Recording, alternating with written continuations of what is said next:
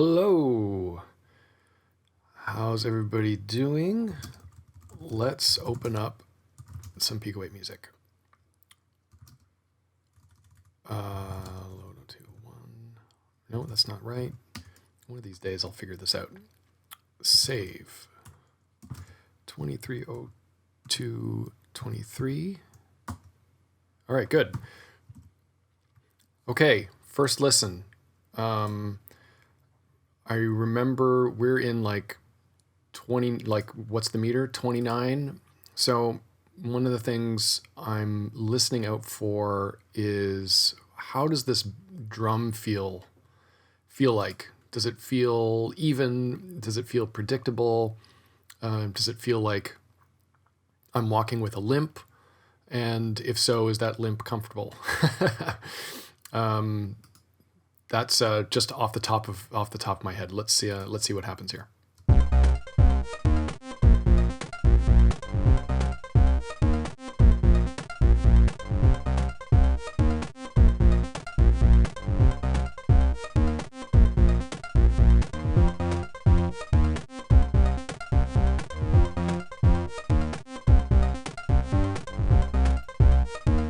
Okay, interesting.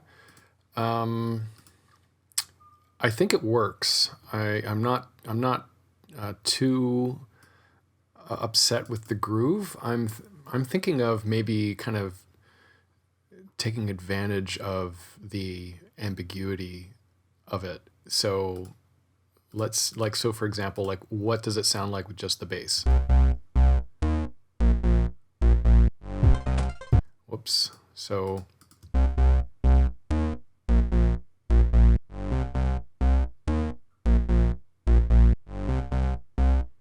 So maybe there's a way. Okay, so this is what I'm thinking. Here we go. So I'm going to try and complement this bass line in here to make this part kind of more interesting on its own, and then adding in the drums and all these bits as a means to, I don't know, like make the arrangement, start creating an arrangement. So we start with this bass line for a few patterns.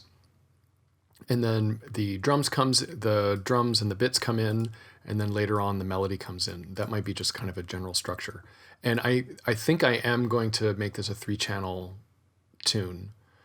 I think that, the bass and the drums, maybe they just kind of take up a little bit too much space to fit in like a decent melody. And I think that it might be interesting to try to use these spaces to complement the bass. So let me experiment with that a little bit. So one of the things I do sometimes to experiment is I copy and paste the part that I want to mess with in a new SFX, leaving what I have got untouched. And in case that I decide that this is a dead end, in which case then it's just easy just to revert back to what I've already got. So what I'm thinking is filling in these with something like this.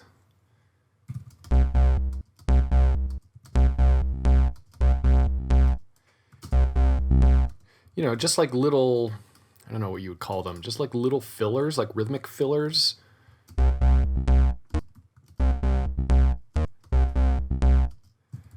I might not use all the blank rows, but we'll see. Maybe reverse the 0, 1.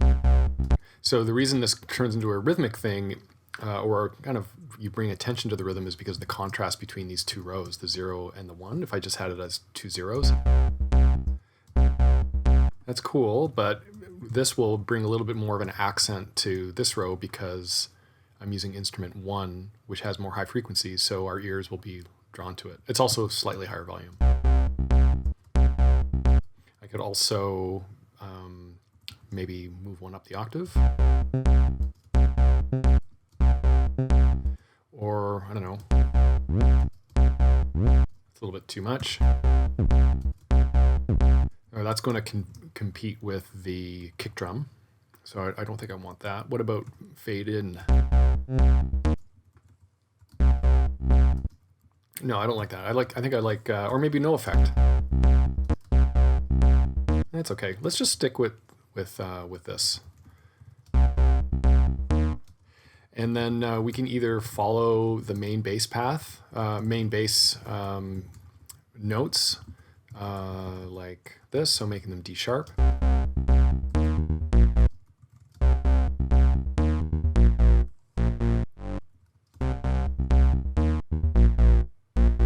Maybe instead of the blank row here, maybe the blank row is in between them.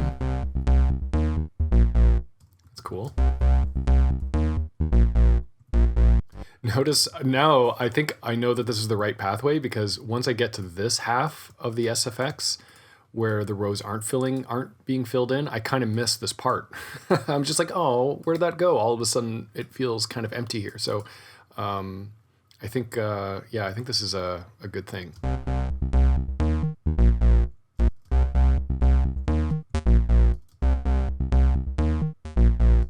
That's kind of interesting. What if I added even a different one here?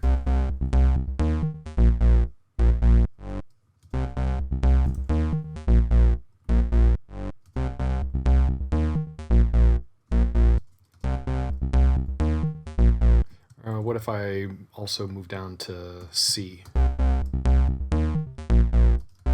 kind of cool.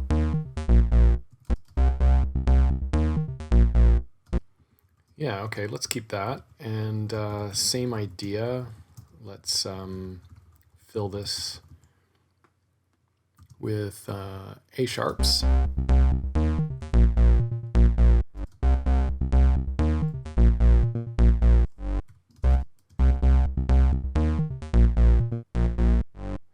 Yeah, I'm feeling like the rhythm of the bass, I mean, it might make more sense in relationship to the drums, but the rhythm of the bass gets kind of funky around here. I'm anticipating this maybe being upper row, but I don't want to mess with that because I know I put this bass note here in relation to the kick in the other SFX. So, but I'm feeling it kind of like hiccuping and in an uncomfortable way. Yeah, or maybe it's a row later. I can't tell. Maybe it's this. I'm not sure. Maybe sooner. Yeah, I think that is what I'm hearing with the rhythm of the bass melody, the phrasing of it. Now, with that change in mind, does that make sense with the drums?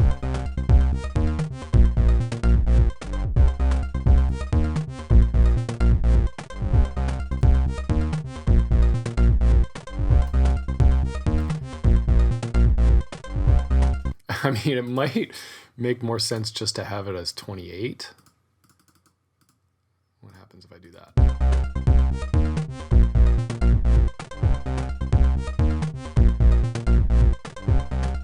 Oh man, I don't know.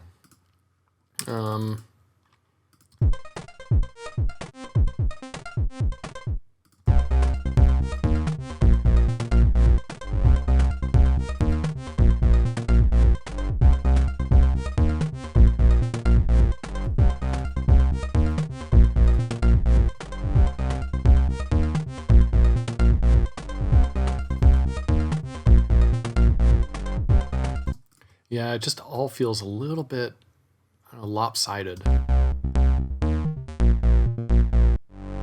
Well, I don't think I'm going to play with this too much right now. I think it might be a fairly easy fix. I don't like using that E word, but the E word, things are always sometimes a lot more difficult than you realize, but I'm hoping that that's a change. Like, I'm not committed to this change entirely as I move forward. So I'm just going to leave it at that and keep on focusing on this bass line here.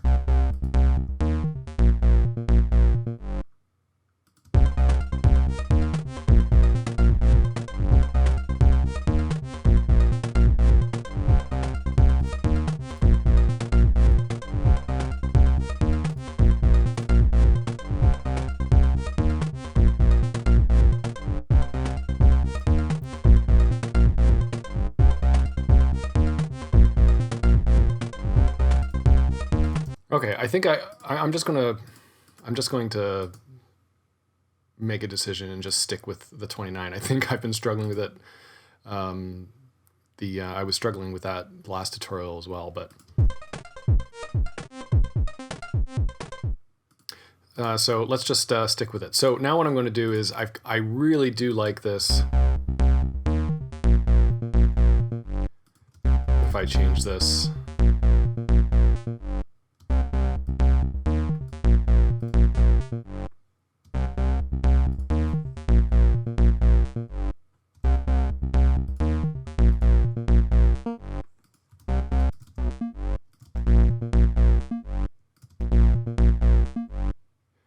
Okay, and now also just, this will be kind of like my basis here, so I'm just going to copy this into 9 and replace this with 9, and now I have my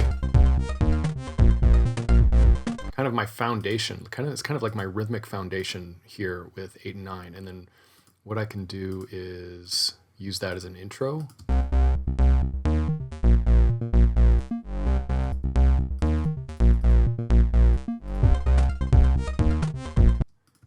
Or let's say double it up, but change the instruments.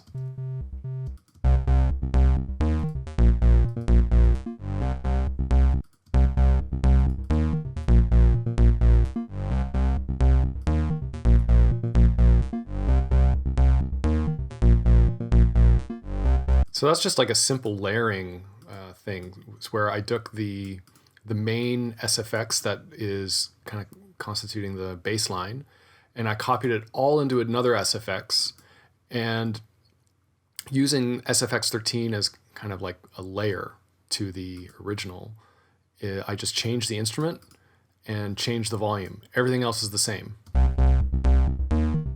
And then I just played with the filters down here. And I can maybe turn up the volume to bring it out, and then loop this, and then adjust the volume.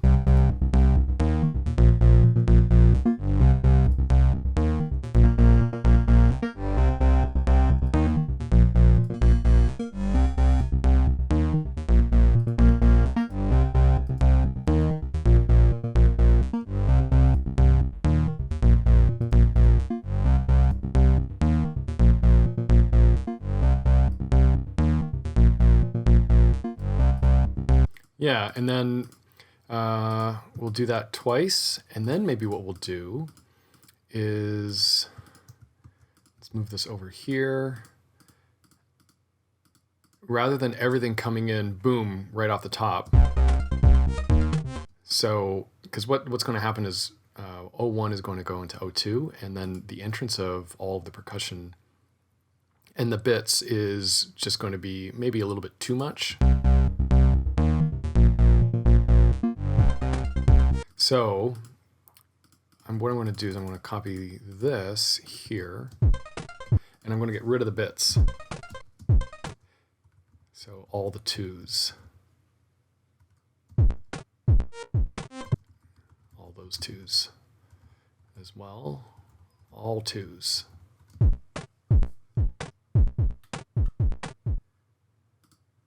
And then pattern 02 will have just like the basic drums.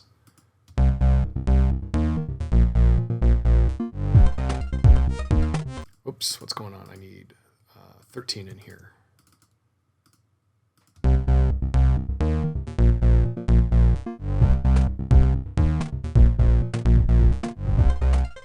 Maybe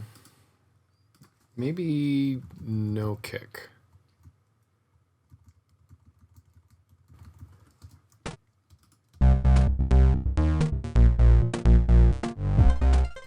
Yeah, that's cool.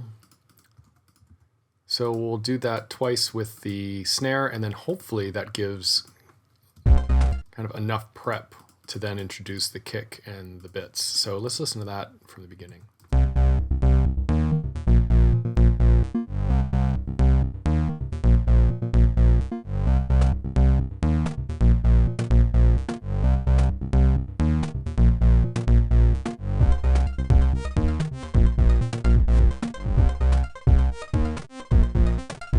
Yeah, notice that going from 05 to, sorry, 04 to 05, I haven't switched this up yet, so it all of a sudden feels empty. That's a good sign. That means that I really like these little bass fillers that we've put in there. Like, can you hear how empty this sounds now? Compared to this.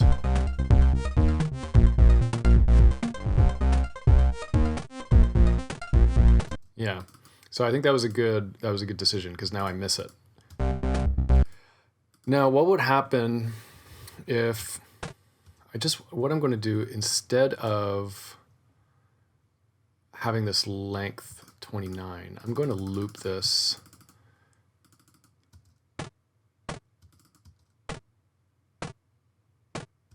Let's see what that sounds like. And let's...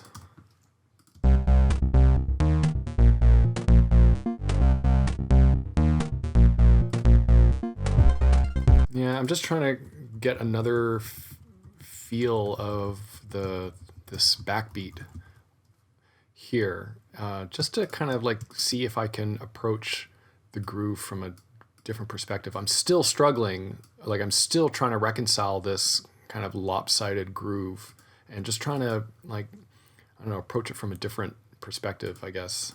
So let's loop this, and I'm just going to see if I can place the snare in a way that, you know, suits the odd time signature.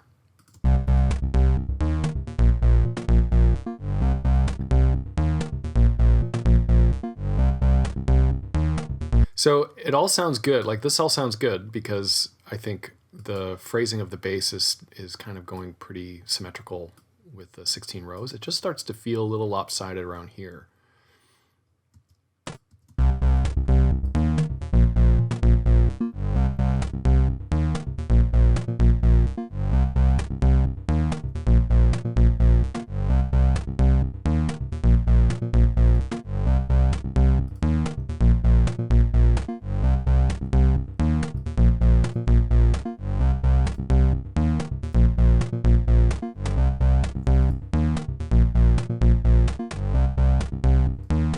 Okay, so now let's take this 14, because I kind of like that snare pattern, and let's compare it to where our drums are, which is 8. So I'm going to just look at a new pattern here and just open up 8 and 14, and just to see how different it is. So right away I can see here is different. Like, I was feeling it better here with the snare just on its own. That's the same. This is different. And this is different. So let's open up another rabbit hole, I guess. So now I'm going to, I did that trick again where, in case I want to backtrack a little bit, I always have what I've written in SFX8, but I just copied SFX8 into SFX15, and I'm just going to work on this. And what I'm going to do is I'm going to line up the snare sounds with what I've got in 14. So like this, delete, that's fine. Move this here and put this, there we go. So now we have this new kind of reinterpretation of 29.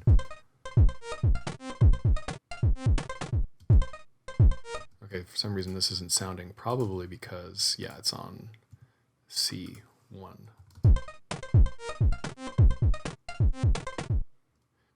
Okay, so now, just for now we see if this makes sense in relationship to the bass. I kind of like that better, to be honest. So where is it? 8. Let's replace all the 8s with 15.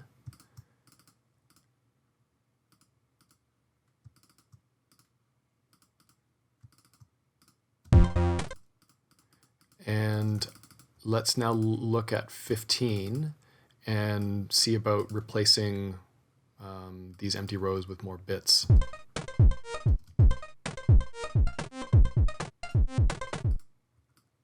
So, I don't know, maybe something like this. Kind of has a cool echo sound to it.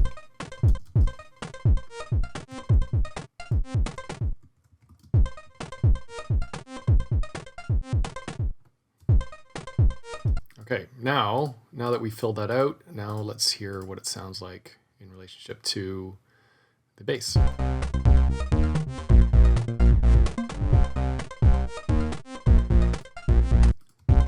Okay, I'm pretty confident I'm going to stick with 9.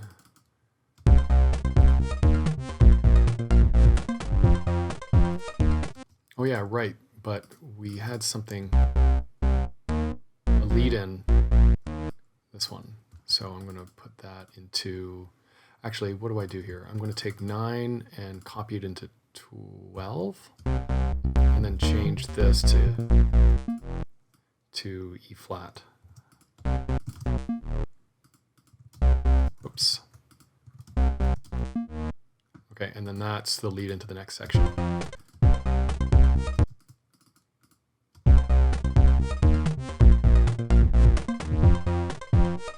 Okay, now before I mess with this new section at pattern 6, I'd like to experiment with writing like a melody using a third channel somewhere. So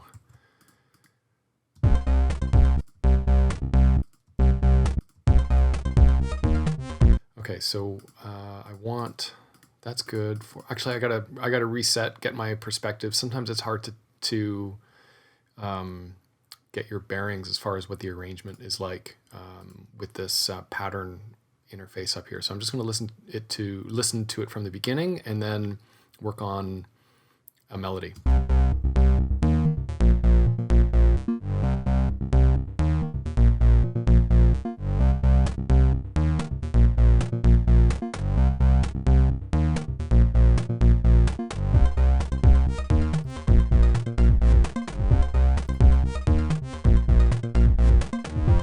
Okay, so probably this isn't going to happen for a bit. I don't need this anymore, because that would be a good, right here at 04, or maybe 06 might be a good place to introduce a new part, like a melody or something.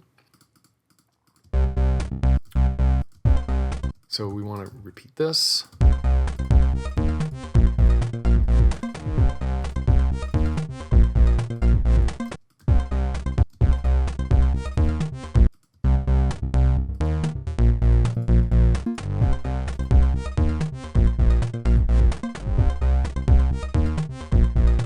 Could even add, keep with the layer, because this is now going to be a three channel song. Looks like it's going in that direction, so let's use all 3 channels.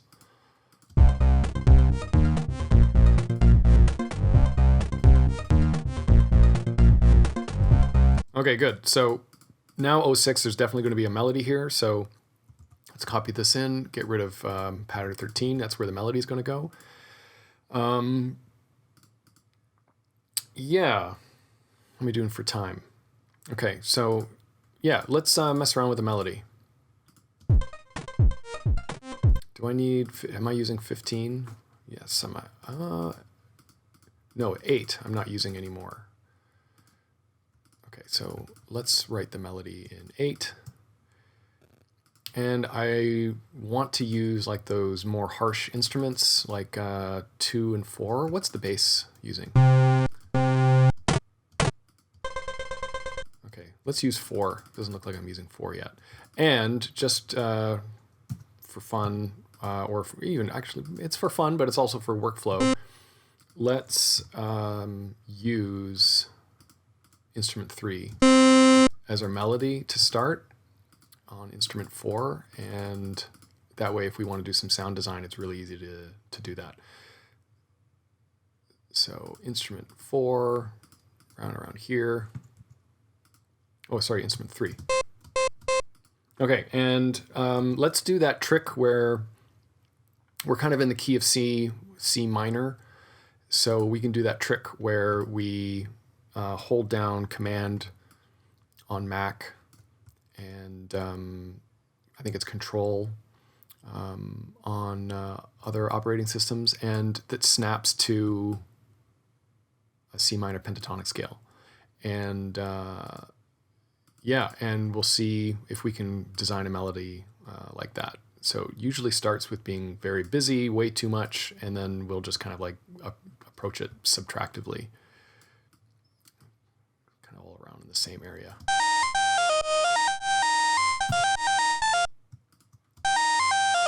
Ooh, here I must have let go of the command key here, because you can hear it changes keys here.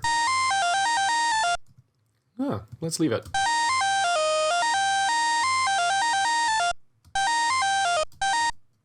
Okay, so probably want to get rid of some of these notes, but just to start, let's add a little bit more depth with the melody.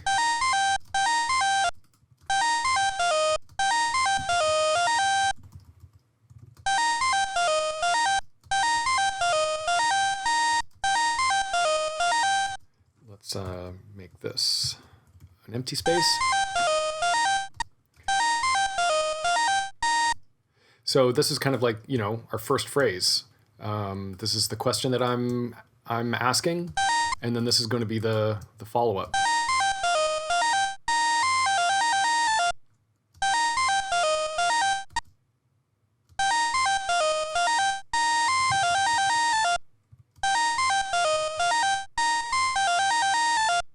Okay, not too happy with the general contour of it, so I'm just going to re-randomize, roll the dice again.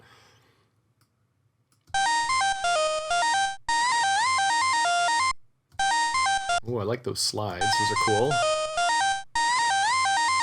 Let's hold this note a little bit.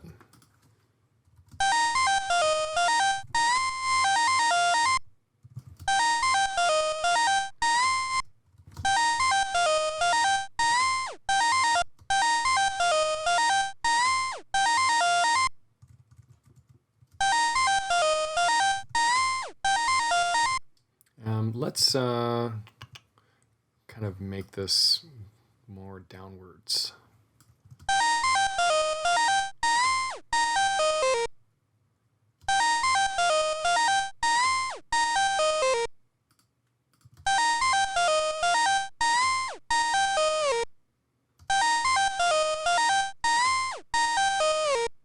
Okay, let's try it. Probably, I think the melody is going to be in two parts. So, because this doesn't really loop back on itself very well. So I'll probably write a second phrase that complements this one. But let's just see what it sounds like with everything else. And we'll start from the pattern before.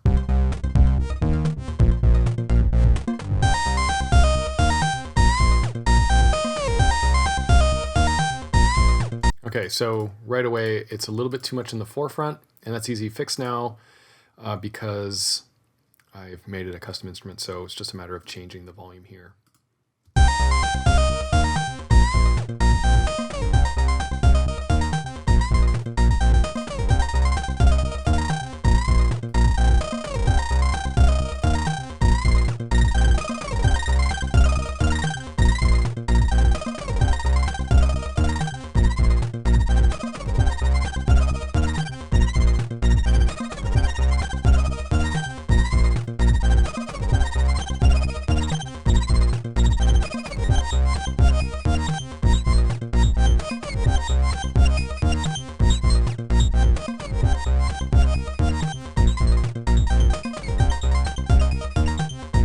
Kind of gives a cool delayed effect when you have like a different speed here on the instrument and a different speed with the rest of the song.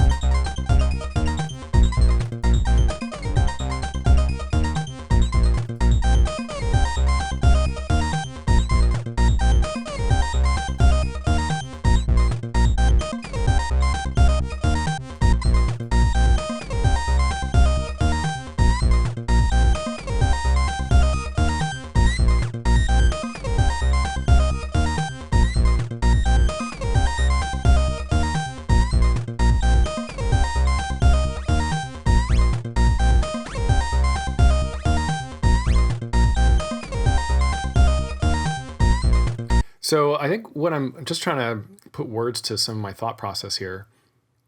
I mean, first of all, it's a ton of fun just doing this.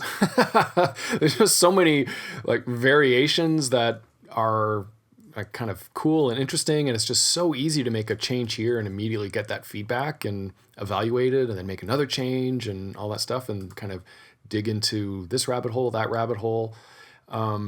But at some point, you need to make a decision, and one of the things I think that's directing my creative pathways is to what degree does all of the sound design of this instrument kind of take away from the actual melody? Like, are you listening to the melody and the phrasing of the melody, or are you listening to the sound design and the texture of the melody? And I think in general, my approach or my priority is going to be writing a good melody and not letting the texture of the melody take away from like the phrasing and the contour and the shape of the melody. So it gets to a point where it's a little bit too much. Like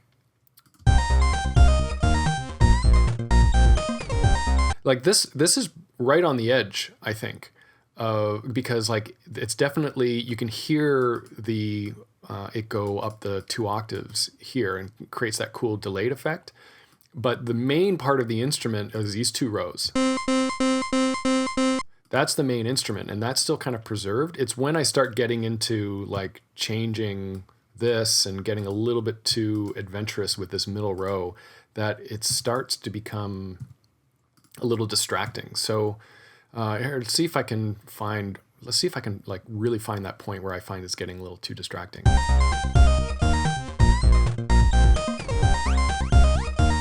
Well, definitely that, because I accidentally left the slide effect here.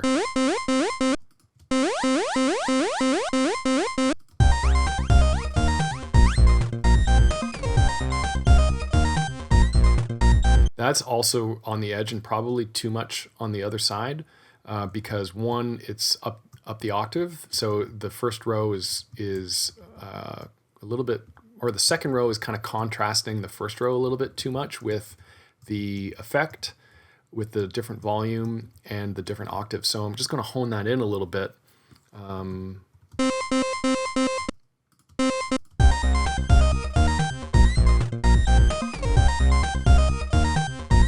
So now here's the other thing, is that there's some melody notes where I don't mind this instrument, but it's right here. That's where it kind of gets a little distracting for me. Like the shape of the melody, or the sounding of the melody, the strong triple C here is lost because the instrument is like doing all this crazy stuff, going up and down octaves and stuff. So one of the ways I would solve this is either by creating another instrument that isn't as flashy, or just going back and just taming this even a little bit more. So I think I'm going to stick with what I had originally.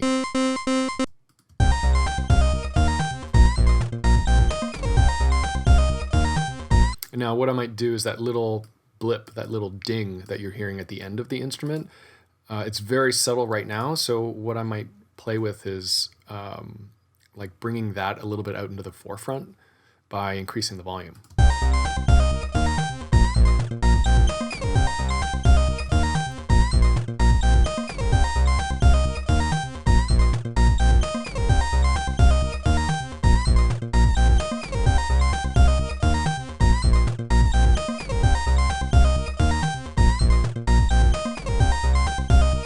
I think I'm happy with that. Now the last, they're just so easy to play with. I'm just going to play with these filters down here.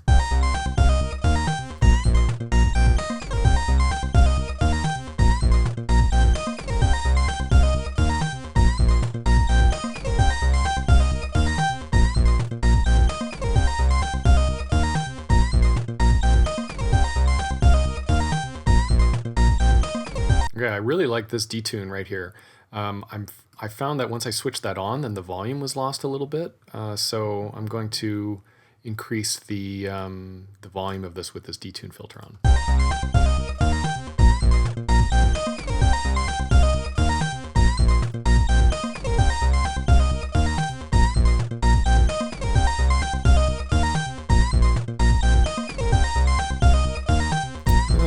maybe not. Okay, well, I think that's a pretty good start on the melody. So yeah, I think I'm going to call it there. But yeah, so to sum up, we adjusted the groove, which I think I'm happy with that now. I was able to keep the 29 length. It was just a matter of moving around the snare a little bit. We added these little bits, these bass bits in here to kind of add another dimension to the main bass instrument. And we have kind of a form that's happening, which is working. And yeah, so next session, I'm going to write up a follow-up phrase and then maybe get into the next section, like the next, when it kind of modulates to a B section where the bass changes, which is, so you can hear already, like I've got work by taking that approach of filling in the bass bits here and doing that. And yeah, pretty productive, I think. Okay, so one final listen for the credits, and thanks for watching. See you next week.